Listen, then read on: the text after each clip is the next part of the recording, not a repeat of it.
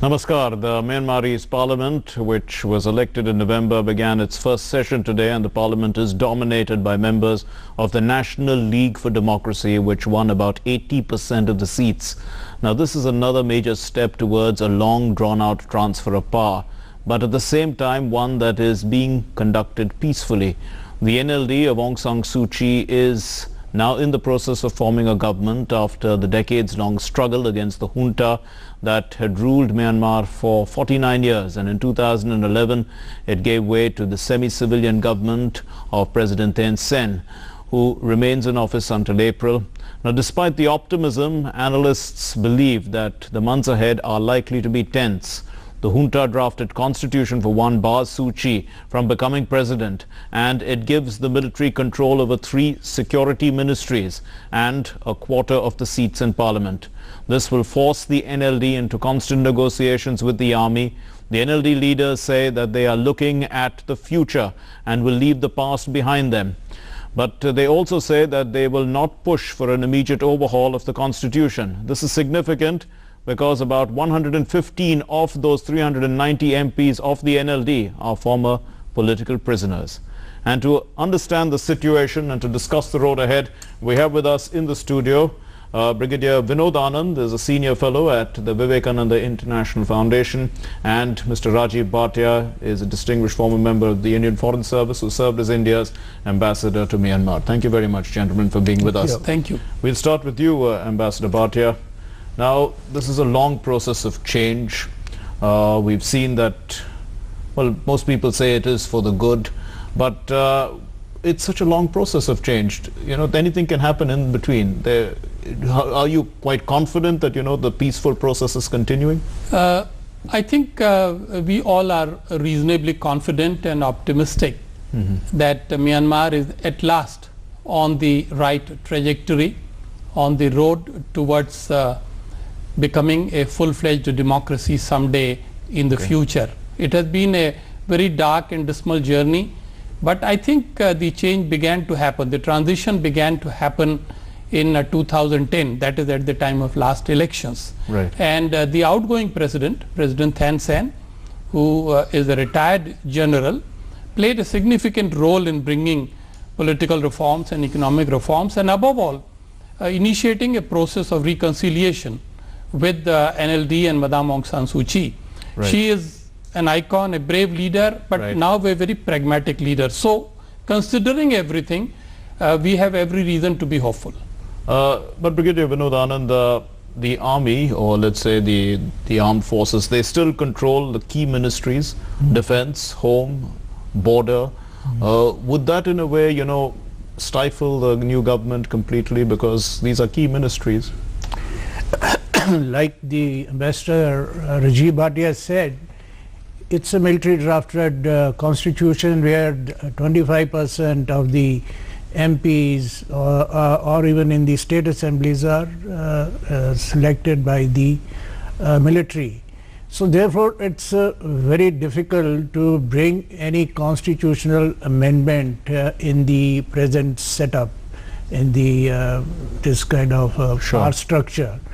So unless we go for amendment, which is quite possible, because last year Aung San Suu Kyi had been trying to force amendment through some other route by, for instance, adopting for a national referendum.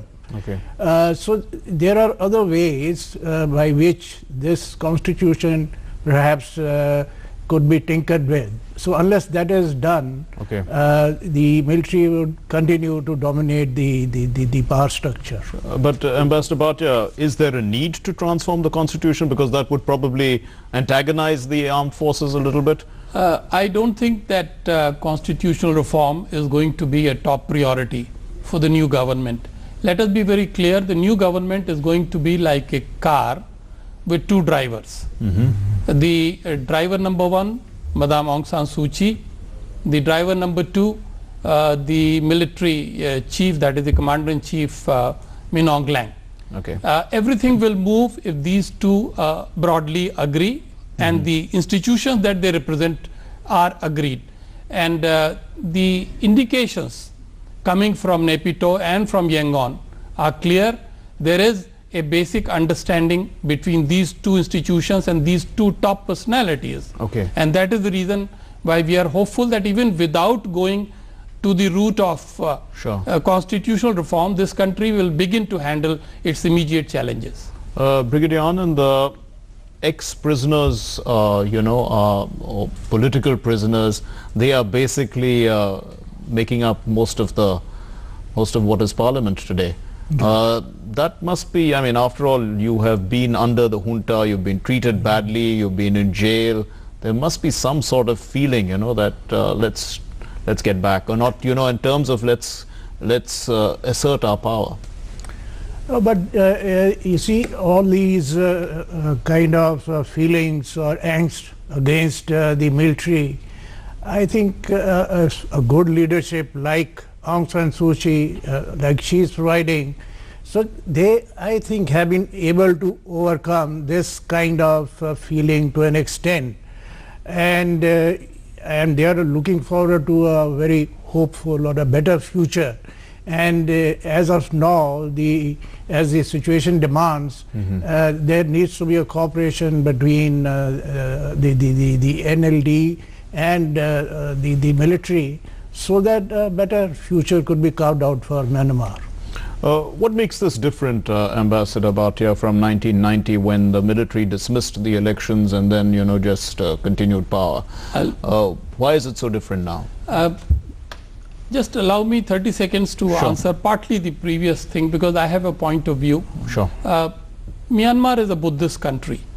A vast majority of people are Buddhists, and that teaches you to forget about all the injuries that have been done to you, and you look to the future and you look to forgiveness. So it is that which is a major reason why people are not. And in fact, most of the MPs are quoted as saying that, in fact, exactly what you're saying. I'm glad to hear that. Yes. And the second thing is pragmatism of Madame Aung San Suu Kyi. Right. She is essentially a pragmatic politician. She has realized that if you try to take the path of revenge against the army, then you'll get nothing. So she wants now to build on what she has achieved. How is it different from 1990? 1990, the world was different. At that time, there were different leaders of the military. They were driven by the classical doctrine which was developed in Nevin's time and subsequently, which basically believed that military is the mother or father and the people are its children. That it is military's responsibility to guide the people. Okay. Today, now it is different. They are beginning to recognize the democratic urges and the meaning of this decisive mandate of 8th November. Brigadier Anand, even at that time, Government of India did support Aung San Suu Kyi, but after some time, because of practical reasons, the government had to start dealing with the junta itself because of the presence of a lot of insurgent groups in Myanmar that were operating against India.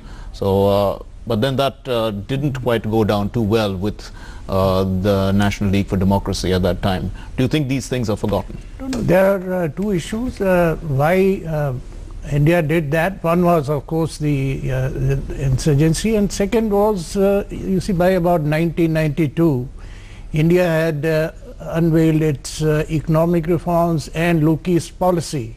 So Myanmar is the linchpin of our Look East and now Act East policy. Yes. Therefore, it was in our strategic interest to open up to Myanmar. And as also on the insurgency issue, yes, we needed cooperation from Myanmar along our about 1643 kilometer long border. So there are a whole lot of insurgent groups operating, and there is still some amount of gun running and drug smuggling and whole kind of nefarious activities going all along the border. So to that extent, India and Myanmar, I mean, both were keen to have security and stability along the borders. So therefore, it was also in the interest of India to open up to Myanmar.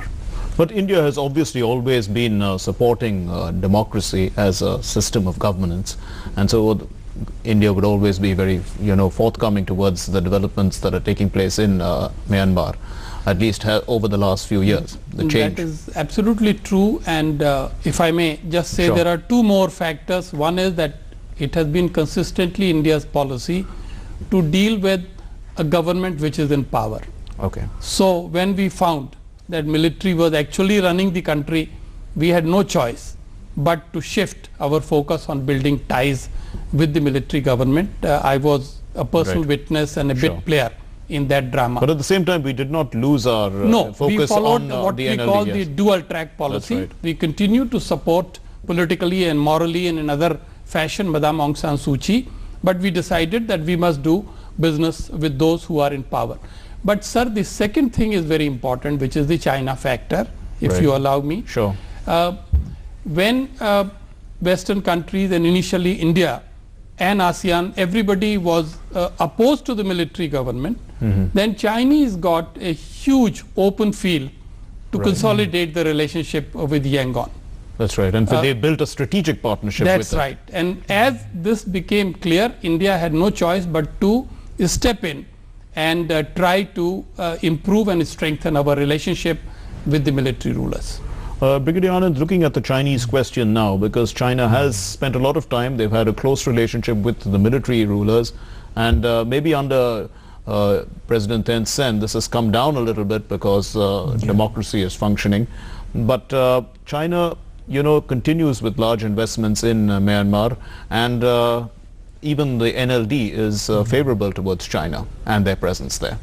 There are two things. One is, of course, the Chinese presence. I think after 2011, when the previous or the present government came in, there was some decline in a kind of relationship, because earlier for 2 decades China's presence had increased very much in Myanmar because of the nature of the government in Myanmar, and of course Chinese, and there was a kind of crony capitalism and all kind of links, and I mean Chinese were more interested in the resources of Myanmar, and the Myanmar military. Sure. The generals also profited a lot. But after 2011, that kind of relationship has gone, I mean it has declined, and and thereafter the Chinese leadership, they also started developing a relationship with Aung San Suu Kyi, they invited the NLD, Yes. and in fact last year Aung San Suu Kyi visited China at the Sure. invitation of. So even like I said, and like the investor has said, that Aung San Suu Kyi is very pragmatic. She wants investments from China, Right. but because Myanmar is opening to West and others, Right. she also wants from other sources. So therefore, she is exercising a kind of balance between China But and Ambassador others. Bhatia, the fact is that China has also supported insurgency within Myanmar, and at least reports seem to suggest that even the current insurgency that's taking place in the north has a lot of support from Chinese. So as a result, well, I mean, the government of the day would have to deal with China, whatever. Absolutely. I think Yes. you have put your finger on the central point. China, I think, remains the most strong and powerful neighbor for Myanmar, perhaps the most important neighbor as well, because they have that particular leverage through the ethnic factors, and they have therefore the possibility to create troubles if they so want. At the same time, they have a very extensive, as Brigadier Saab has said, relationship which stretches into the political, economic, and even people-to-people relationship. A lot of Chinese people have come actually into Myanmar. Okay. So Madame Suu Kyi has this big challenge to see how to balance the relationship with China on one hand, yes, and the relationship with the West, which has been her supporter for the past 25 years. Right. So for us in India, one of the most interesting things would be to watch as to how she strikes a balance between Beijing and Washington. Okay, and obviously with regard to India, Ambassador Bhatia, she has after all spent a lot of time here, she studied here as well. In that respect, how can one, look forward to the relationship with the new government? I can say on the basis of a very close study, the results of which were reflected in my recently published book, and also my personal interactions with her both in 2012 when she came here and in 2013 when I went to Myanmar leading a group of scholars. She has intensely friendly attitude and sentiments towards India.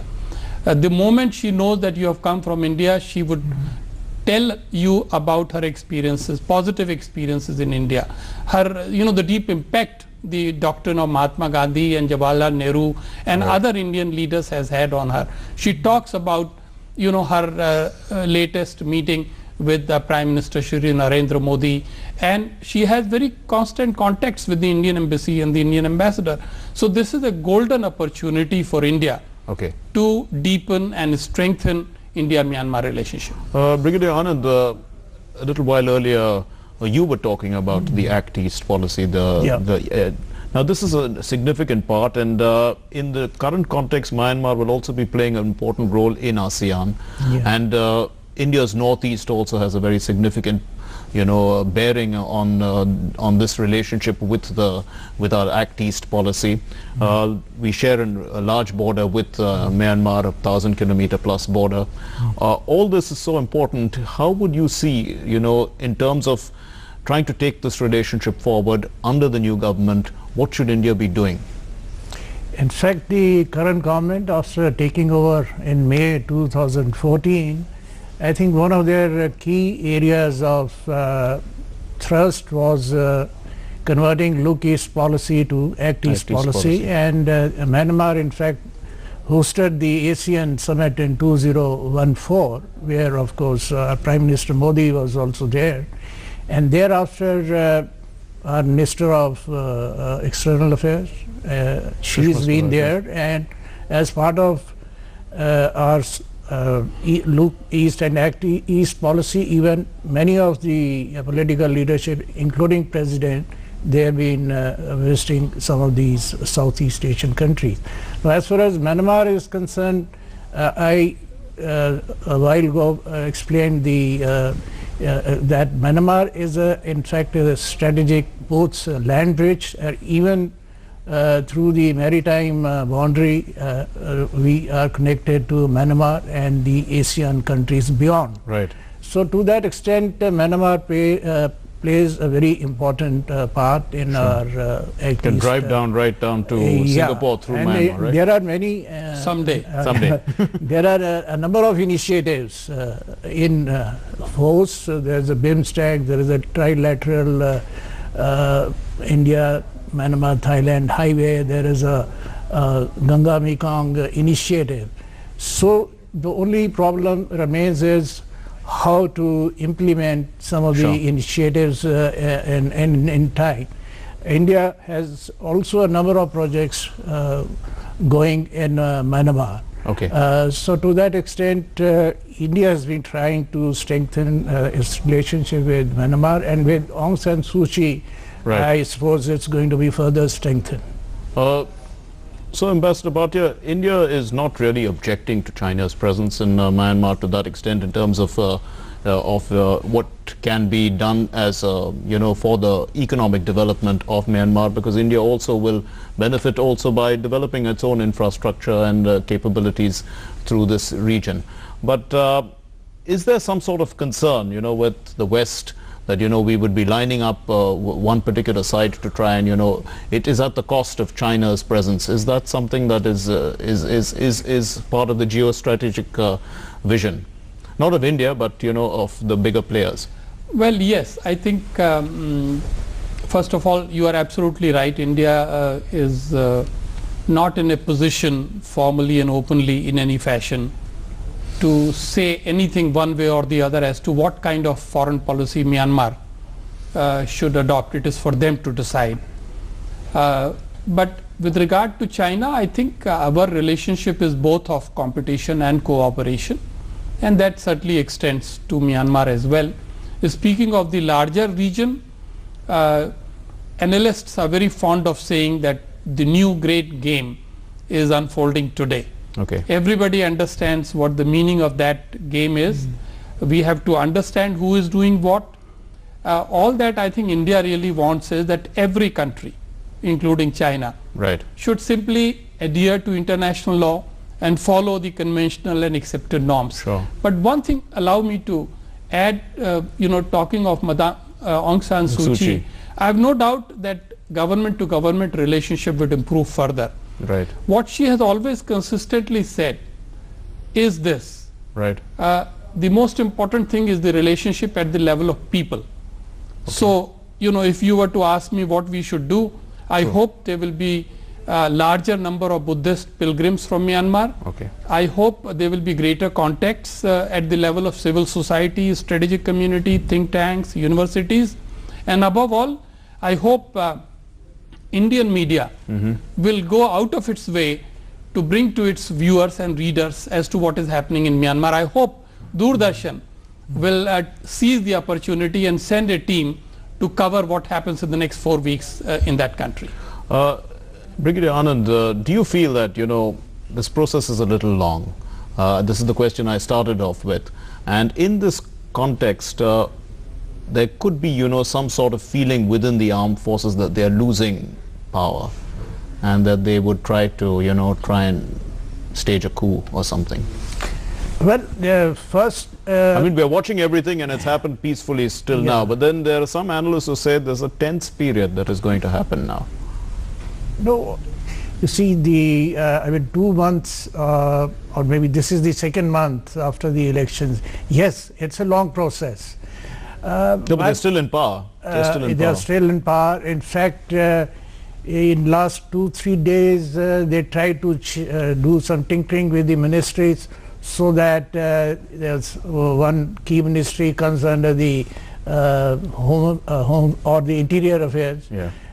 So to that extent, I think they have tried, but they also know the downside, the military. So to that extent, I would like to hope that they will continue on this reform path and do not go back to the days of 90s. Or because one of the realizations for them, Ambassador Bhatia, would be that even in an area where there were a lot of ex-army people, or they seem to have been in a majority where the army candidate could have won, the army candidate lost, which means that perhaps even members within the armed forces who are retired or whatever are in support of the NLD. But we can also argue that the change from pure military rule to transition and now to the increased quotient of democracy, it all has come from the military itself. That's right.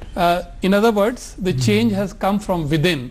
Right. So even though there may be some people within the armed forces who are not terribly happy with the way things are going, but the leadership which controls the armed forces is actually an encouraging movement. So and one final word on democracies itself, because the larger player who we did talk about, China, is not quite a democracy. Do you think that, over a period of time, this sentiment of democracy may actually worry China? Well, I mean, I should only talk about the country that I know well. China is a huge separate entity, but I think Chinese scholars have been telling us clearly that if Myanmar wants to go on the democratic path, it is their decision. We'll have to leave it there. Thank you very much, gentlemen, for joining us here on this special discussion. Well, the new parliament is dominated by people who were once political prisoners. This reveals that the people had voted out the military government, and India has favored democracy, though it did maintain ties with the junta. China too, which had not supported the pro-democracy movement, has accepted the changes. Now the new lawmakers will be picking parliamentary speakers who will then elect vice presidents, and one of those vice presidents will become the president. Aung San Suu Kyi has already said that she would stay above the president and lead the country. Thanks very much for watching. Namaskar.